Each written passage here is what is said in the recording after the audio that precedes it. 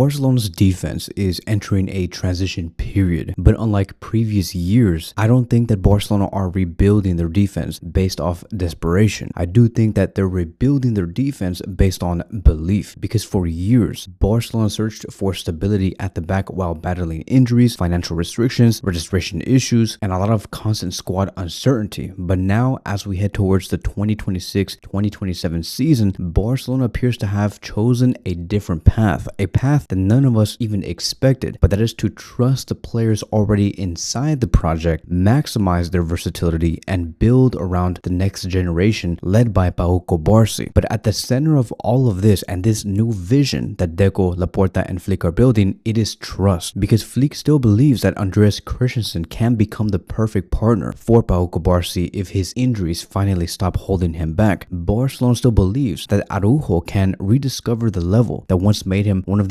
Europe's most feared defenders. Flick believes Eric Garcia can reinvent himself once again and solve problems at the right back. And even with Jules Kounde, I know that there is a lot of hate on Jules Kounde, a lot of pushback on Kounde's continuity at FC Barcelona, but even though he's considered as not untouchable, he remains part of the equation unless a very extraordinary opportunity changes the situation. So I don't think that this defensive project that we're building is about us trying to find one superstar solution, like how we said Bastoni was going to be our solution. I think that what Barcelona is building here is creating layers of solutions to make sure that no matter what player gets injured, any player can slot in anywhere and still provide the same defensive competitive performance. So I do think that versatility is becoming the new currency of this Barcelona defense, and I'll talk about that in more depth later in this video. But the fact that Barcelona might have the opportunity to have players who can occupy multiple roles, it gives Flick the tactical flexibility, also help the club survive financially and reduce the need for the expensive transfers. So a larger shift is happening here, because for the first time in years, Barcelona are not building around aging defenders that are approaching their end. They are building around the youth, the sustainability, and the long-term planning. Cubarsí, as we all know, represents the future, but now the challenge becomes who is going to be able to grow with them. We know that Barcelona have talent. We know that Barcelona's defenders are good enough, but there are very big questions here. Could they stay healthy? Are they confident enough? And can they be consistent enough as well to allow this group to reach its ceiling? So for sure, Barcelona may already have the answers inside the squad. And I do want to begin talking about Andreas Christensen, which is the most surprising one, because we've just heard that he has renewed with Barcelona for 2 more seasons. Everybody expected for Christensen to leave in the summer of 2026. Even I believed that Christensen was going to exit and go somewhere else and give us more wage room. But no, he will continue. Christensen wants to stay at FC Barcelona and remain fully committed, even though there were offers coming from Greece, from Italy, and England. The salary that he was getting or was going to get for the next season, if he were to continue on the same terms, was 12 million euros gross per season. Of course, Barcelona can afford it, but if they could reduce it, it would help them massively, so we can even further sign other players, maybe in the midfield or also in the attack. But Barcelona's new proposal is 5 million euros gross per season. This is how they want to move forward with Andreas Christensen. And of course, they also do want to add some performance bonuses. If Christensen ends up being one of the most prolific defenders for Barcelona, they want to give him an extra 3 to 4 million euros. Those bonuses will only get activated if he becomes an important player and starts roughly 60% or more of the available matches. The reason why Barcelona want this structure is because the club does want protection against the injury risk, because Christensen played only 24 matches across the last 2 seasons. It's really not a lot. That is averaging 12 matches per season. And the fact that he earned 24 million euros during that period, Barcelona were basically paying him 1 million euros per match. But with this new structure, Barcelona could save 7 million euros on the wage bill, which is a lot of money. And the reason why Hansi Flick trusts Christensen so much is because despite the injuries and missing over 80 games in 2 seasons, he does see Christensen as a high-level fit, because with Christensen, he sees the experience, he sees the ball playing ability, the positional intelligence, the calm under pressure, the ability to play as a left center back as well. And with the tactical versatility, he can play him on the CDM position as well. Very similar to Eric Garcia, but on the left side. Now, the big question is this: who becomes Pau Cubarsí's long-term defensive partner? Could it be Christensen? Because I would like to argue that if Christensen remains healthy and does not go through injury relapses, he could for sure become the perfect partner to Pau Cubarsí. And this is exactly where Barcelona want to go. Barcelona want to revolve their center back positions around Pau Cubarsí, Christensen, Ronald Araujo, Gerard Martin, and Alvaro Cortés. And because we have a total of 5 center backs that we can rely on and they want to put forward, it will reduce the urgency to sign another center back. And I do want to ask you guys this question. Are you guys okay with these 5 total center backs being our solution to cover our defense? And who would you start in the 2 center back positions? Would it be Pau Cubarsí and Gerard Martin, or Cubarsí and Ronald Araujo, or Cubarsí and Christensen? Or maybe you don't want Cubarsí. Maybe you want Cubarsí to be on the bench and be a rotational player. Would you like to see Araujo and Christensen, which was the OG duo on what led towards Barcelona only conceding 20 goals in one season, which was back in the 2022-2023 season? Let me know your guys' thoughts